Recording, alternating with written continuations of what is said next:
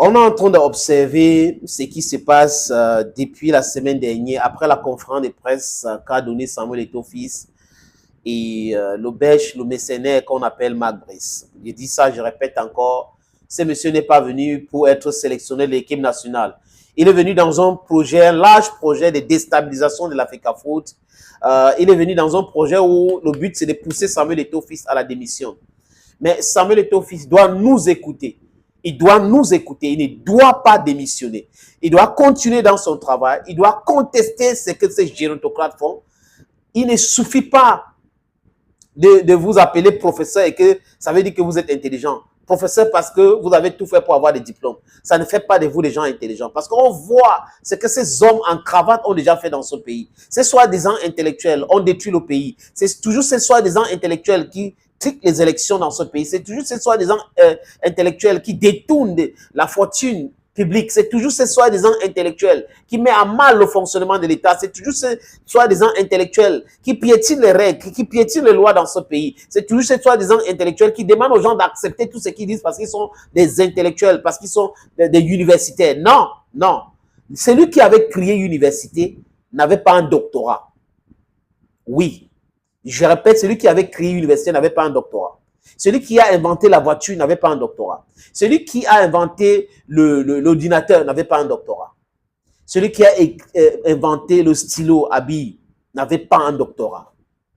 Donc, arrêtez vos histoires de venir nous pourrir les oreilles avec le doctorat dans un système éducatif pourri, désorienté. Je ne comprends pas.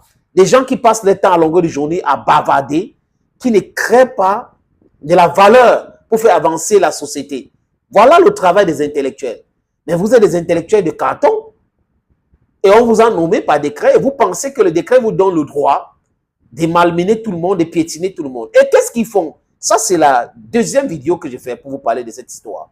Je vous ai parlé de ces cabinets noirs qui seraient logés au ministère des Sports. Et aujourd'hui, vous avez vu comment ça circule déjà, après cette sortie, que certaines personnes, tapis dans l'homme, ont réuni un monsieur qui a travaillé pour Eto'o lors de la campagne pour la présidence de l'Africa Foot. Il a travaillé avec Samuel Eto'o parce qu'il a demandé une caméra et 5 millions à Eto'o. Eto'o n'a pas répondu. Il a commencé à faire du Eto'o bashing. Il n'est pas allé en Coupe du Monde au Qatar avec les autres. Ça l'a tellement énervé, il a commencé à considérer Eto'o comme un ennemi. Mais ce n'est pas possible. Tout le monde ne devait pas aller au Qatar. Sinon, nous autres, on devait se dire pourquoi pas nous. Non. Si on a choisi, les gens accepter et laisser les gens partir. Le monde ne tourne pas autour de certaines personnes. Ce n'est pas parce que tu as travaillé avec X, Y pour un projet que tout ce que la personne doit faire, tu seras dedans. Mais attendez, les gens qui ont mangé, qui ont émargé, qui viennent raconter du n'importe quoi aujourd'hui. Et les amis, on apprend que c'est ce monsieur de 3 minutes, machin chouette là, que ces gens-là ont contacté. Et lui, il a contacté donc certains de ses amis sur le RS et ils sont en train de former une armée.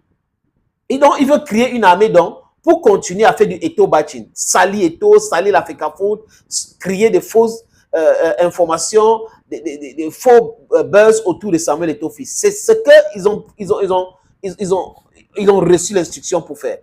Donc, on les a donné 100 000, 150 000 pour certains, 250 000 pour d'autres, 500 000, quand on va les donner, on les a promis cela, 1 million pour d'autres, par rapport à leur nombre d'abonnés et l'influence, l'impact qu'ils ont sur les réseaux sociaux.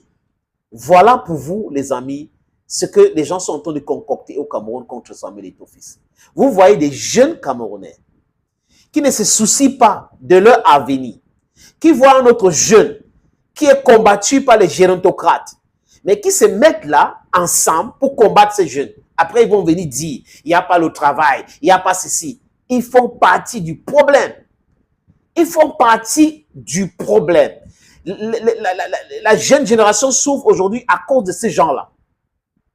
Vous ne pouvez pas, je ne sais pas. Je ne sais pas s'ils ont les enfants. Je ne sais pas comment est-ce qu'on peut arriver à ce niveau-là, de vendre son âme au diable, de combattre son frère, sa génération, juste parce que Eto'o brille, juste parce que Eto'o veut du changement. Au niveau du football, qu'est-ce qu'il veut? Qu'est-ce qu'il a fait du mal? Les amis, ça ne va pas passer. Répétez après moi que ça ne va pas passer. Nous allons les combattre un à un, déconstruire et diluer tout ce qu'ils sont en train de faire. C'est pour cette raison que quand on attrape une information comme ça, il faut véhiculer cette information rapidement. Et parfois, d'autres sont là, les lanceurs d'alerte, pour citer des noms. Vous connaissez déjà les gens qui font du breaking news, qui font des exclusivités et tout. Ils sont là dedans depuis. C'est des pseudo-personnages qui disent on veut le changement. Ils ne veulent pas le changement. Ils disent qu'ils veulent le changement parce qu'ils veulent les abonnés. Ils veulent que les Camerounais s'abonnent à eux. Et là, ils vont utiliser ces abonnés-là pour autre chose. C'est ce qu'ils font. Ils sont payés à longueur de journée. On les donne des terrains, on les donne de l'argent mensuellement pour faire cette sale boulot-là, les amis. Il faut que la jeunesse, la vraie, reste debout, concentrée et soutenez ceux-là qui sont en train de vous dire des choses correctement pour pouvoir pousser les gérontocrates à un changement réel. Tout le monde a droit au bonheur.